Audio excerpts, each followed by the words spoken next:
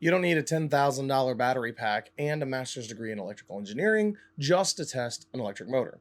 We're about to prove that using just 8 basic LiFePO battery cells with 2 independent circuits and a wooden workbench. Before I drop a single tool under the hood of a donor vehicle, we are going to do the absolute bare minimum bench test. Why? Because the biggest mistake most people make with DIY EV conversions is they tear apart a vehicle on day one, and then they get overwhelmed by a mountain of wiring and all kinds of parts, and then they just let the project rot in the corner of the garage for 5 years.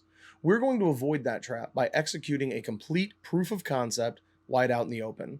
We're going to test a modern, high torque, DC, NetGain Hyper 9 motor with zero high voltage danger, no expensive chargers, no complex battery management systems.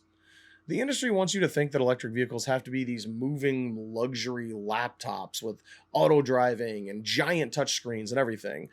They are usually unrepairable black boxes wrapped in proprietary software walls. Well, I really want to show you that a real utility drivetrain is just basic off-the-shelf industrial hardware that anybody can install with just hand tools, basically. Let's talk about the core components on the bench and how we are going to work them and use them with just low voltage. The heart of the system is that NetGain Hyper 9 motor. It is a brushed DC motor. It's air-cooled, rugged, and it is an industrial workhorse. Tons of people have used these motors online to do EV conversions. Brand new, they're going to cost around $5,000 to $6,000. But because they're so reliable, you can also score them used normally online for a fraction of that. If I'm hoping to get around $1,000 to pay for one. Now, normally to test a motor like this, you'd think you need a massive 72 to 144 volt traction pack. That means thousands of dollars in batteries just to see if your wiring works. Here's a cheat code. We are going to pair it with a heavy duty 600 amp Kelly controller. Now, factory EVs, they lock most of their programming down behind encrypted dealer software. Kelly gives you the interface for free. You program your throttle curves, your limits right on either an Android app or just a laptop that you can plug in. More importantly, this specific controller has an operating threshold that drops all the way down to 24 volts. Because of that engineering, we are going to wire up just 8 modular LiFePO 4 battery cells in series. That creates a safe, low voltage, 24 volt starter string. It's just enough juice to basically wake up the controller and then handle the ignition source to turn the controller on and finally spin that Hyper 9 shaft right on the table. To control the speed, we're not going to do anything super complex. We are literally just going to use like a $30 mechanical, it's called a throttle position sensor.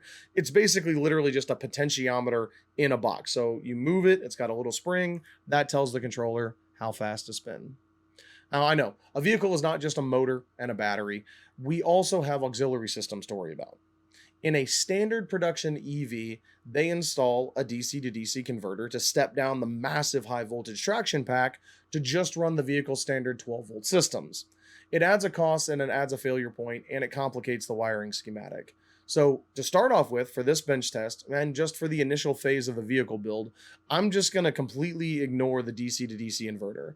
I'm going to keep all the auxiliary systems isolated. So to handle brakes and power steering, we're doing 2 independent 12 volt auxiliary pumps. And instead of integrating them into the main traction pack circuitry, we're just going to run them directly off a standard standalone 12 volt automotive battery. There's no digital handshakes. There's no shared computer modules.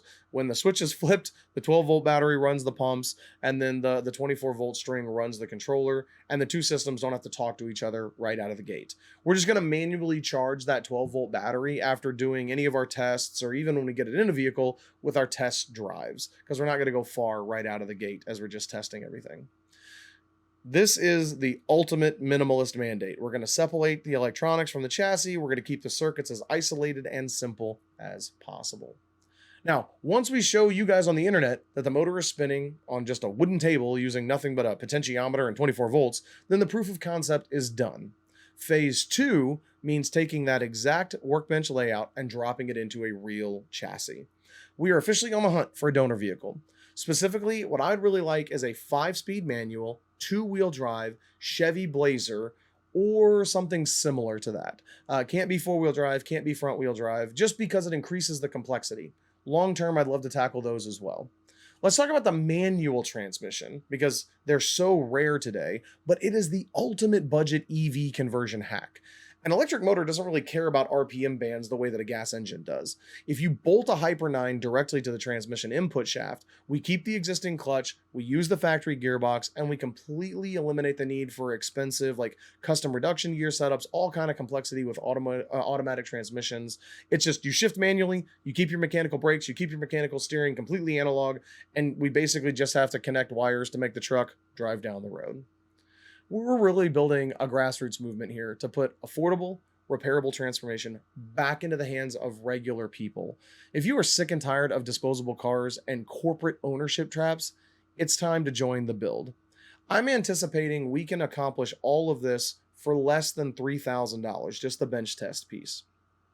I have started a Patreon. The link is in the description down below. I also put a specific call on the website showing that every dime given to this project will be documented on the website, and every dime spent will be documented on that website as well. We are going to be completely transparent and completely open with everybody. We're working on getting set up to be an actual 501c3 nonprofit organization. We're not there yet, but we're still working on it. So until then, zap the like button, shock the subscribe button, and I want to make sure you don't miss this live bench test whenever we get there. But in the meantime, crank up the amperage in the comments. Tell me, what city or region should I be searching in to find the cleanest, the rust-free manual Blazer donor vehicle? Is there a different vehicle that you think would be way better, or I don't know, whatever?